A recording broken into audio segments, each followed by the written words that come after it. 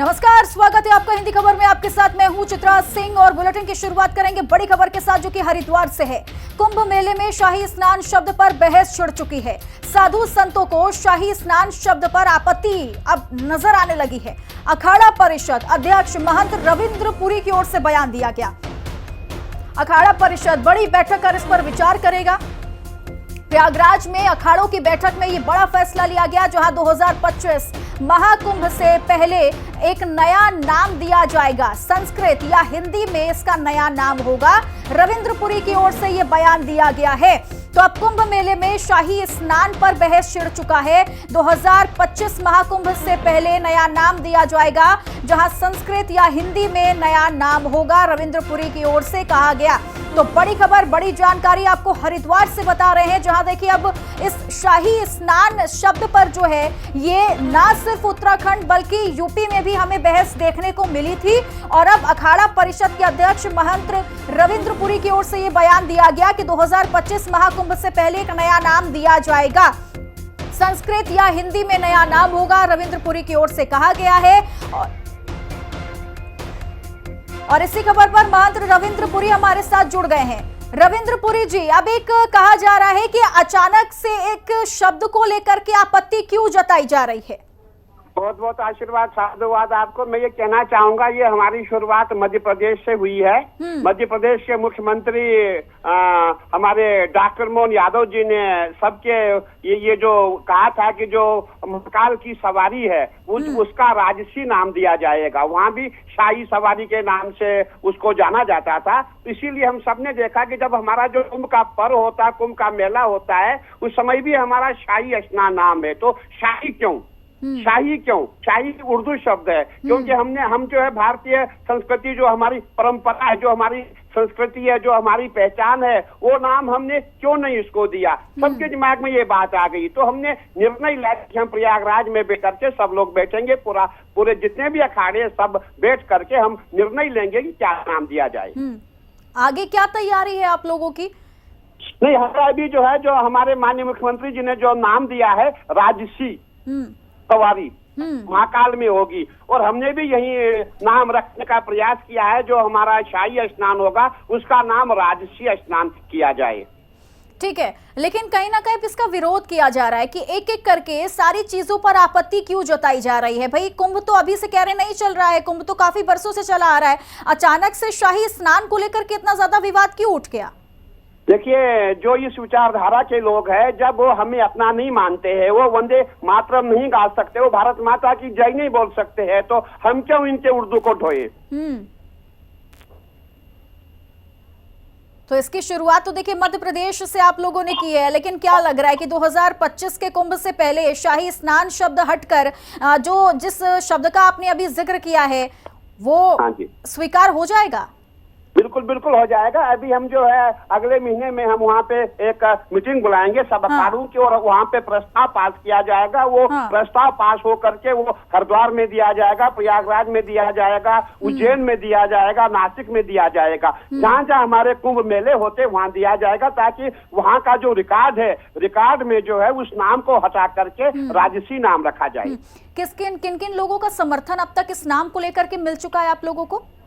नहीं, देखिए, अभी सभी कितने संत महात्मा, समर्थन वाली बात नहीं है। ये तो सभी हम संत है, महात्मा है, हम तो सनातन के प्रहरी है। हमारा ये कार्य, हमने भगवा पहना है, इसीलिए तो हमने पहना है, सनातन की रक्षा के लिए। सनातन के प्रहरी है, ये हमारा कर्तव्य बनता है।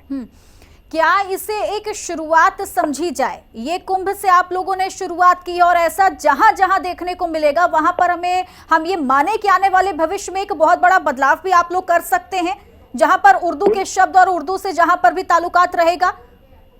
देखिए, जहां जहां हमारा जो सनातन की बात है, जैसे आपने देखा होगा हमारे पूजा पाठ है, जहां हमारी पद्धति है, वहां तो बदलना बहुत जरूरी है। ठीक है, बहुत बहुत शुक्रिया महंत रविंद्र पुरी जी, आपका हिंदी खबर से जुड़ने के लिए।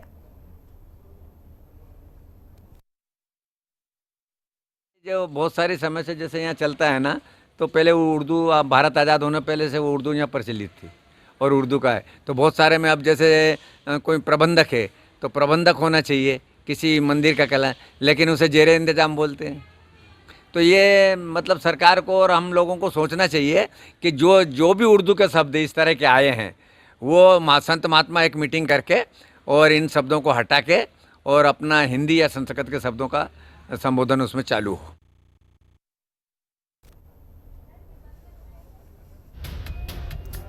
तो साधु संतों को शाही स्नान शब्द पर अब आपत्ति जताई जा रही है। अखाड़ा परिषद अध्यक्ष महंत रविंद्र पुरी की ओर से बयान दिया गया, जहां कुंभ मेले में शाही स्नान शब्द पर बहस छिड़ गई है।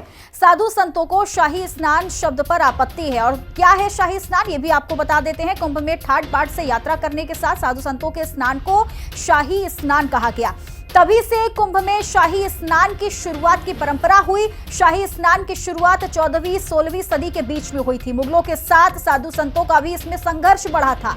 साधु संतों ने संघर्ष में नागा साधुओं की मदद ली थी और संघर्ष रोकने के लिए मुगलों साधुओं में आम सहमति भी बनी थी और बैठक करके एक दूसरे का सम्मान करने पर सहमति बनाई गई थी।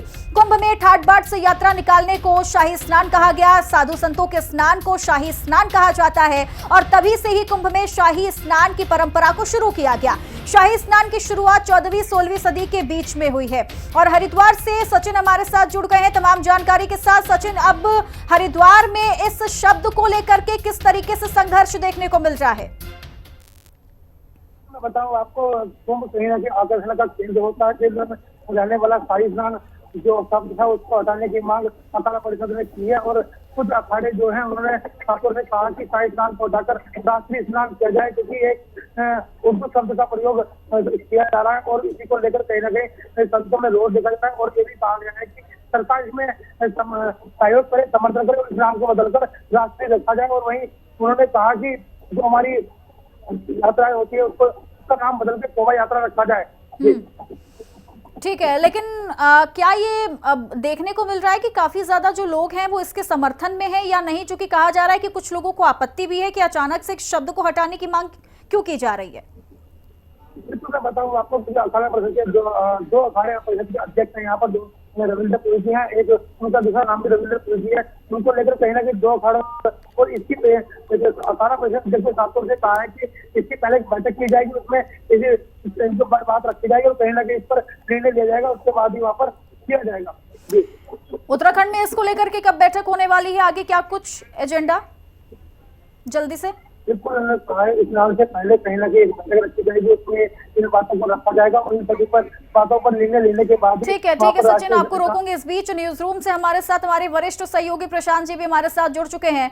प्रशांत जी, आप देखिए, यूपी में हमने पहले देखा, मध्य प्रदेश में देखा, उत्तराखंड में भी अब देखने को मिल रहा है। एक बड़ी बैठक कह रहे होने जा रही है और इस शब्द को हटाने के लिए बड़ा संघर्ष करना पड़ रहा है। बिल्कुल चित्रा, देखिए, जैसे कि अखाड़ा परिषद के अध्यक्ष ने भी कहा कि गुलामी के प्रतीक मानते हैं साधु संत इन शब्दों को और इसीलिए वो कह रहे हैं कि इन शब्दों की जगह अब ये हिंदी या संस्कृत के शब्दों को स्थान दिया जाना चाहिए। और इसकी शुरुआत मध्य प्रदेश में हुई है, जहां पर महाकाल की सवारी को शाही सवारी की जगह राजसी सवारी का नाम दिया वहां के मुख्यमंत्री ने। और उसके बाद से वहां सबसे पहले ये बात उठी कि इसी तरह से कुंभ में शाही स्नान को राजसी स्नान कहा जाना चाहिए और अब हरिद्वार में भी ये बात उठी है। और जैसा कि अखाड़ा परिषद के अध्यक्ष बता रहे थे कि 2025 में प्रयागराज में जो कुंभ होना है उससे पहले अखाड़ा जितने भी अखाड़े हैं उनकी एक बैठक की जाएगी, जिसमें नाम बदलने पर एक प्रस्ताव पारित किया जाएगा। एक चीज और बताऊं चित्रा, की नाम बदलने की जो ये शुरुआत होती है या हो रही है, ये बीजेपी शासित राज्यों से जो भी इस तरीके के नाम हैं जिन्हें गुलामी का प्रतीक माना जाता है, चाहे वो रेलवे स्टेशन के नाम हो, गांवों के नाम हो, कुछ शहरों के नाम हो, उन्हें बदला जा रहा है। और इसी क्रम में अब धार्मिक जो प्रतीक हैं, धर्म से जुड़े हुए जो ऐसे शब्द हैं, उन्हें भी बदलने की शुरुआत की जा रही है। तो कहीं ना कहीं इसका एक धार्मिक महत्व है, लेकिन शुरुआत इसकी राजनीतिक तरीके से हो रही है। जी ठीक है, लेकिन अभी रविंद्र पुरी जी हमारे साथ जुड़े हैं, वो यही चीज कह रहे हैं कि भाई हम एक बड़ी बैठक करेंगे और ये कोशिश हमारी रहेगी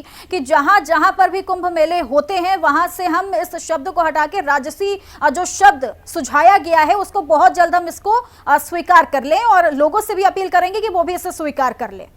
बिल्कुल चित्रा, देखिए अब जो साधु संतों की बैठक होगी, अखाड़े जिसमें शामिल होंगे, उसमें इसी पर एक आम सहमति बनाने की कोशिश की जाएगी कि ये जो शब्द हैं ये उस काल में लिए गए थे जिस समय मुगलों का शासन था, उन्होंने इसे शाही स्नान का नाम दिया और हमने इसे अपना लिया क्योंकि एक संघर्ष विराम के लिए ये सहमति बनाई गई थी। तत्कालीन शासन ने जो शब्द हमें दिया हमने उसे स्वीकार कर लिया, लेकिन अब उनका शासन नहीं है, देश आजाद हो चुका है। ऐसे में जो हिंदू परंपराएं हैं, जो हिंदू नाम है, जो हिंदू भाषा है, उनसे जुड़े हुए शब्द हमारे आयोजनों में शामिल किए जाने चाहिए और इसी को लेकर के पहले आम सहमति बनाई जाएगी और उसके बाद एक प्रस्ताव पारित किया जाएगा जिस पर सरकार से भी इसे स्वीकार करने की बात कही जाएगी। क्या इसे एक शुरुआत समझी जाए?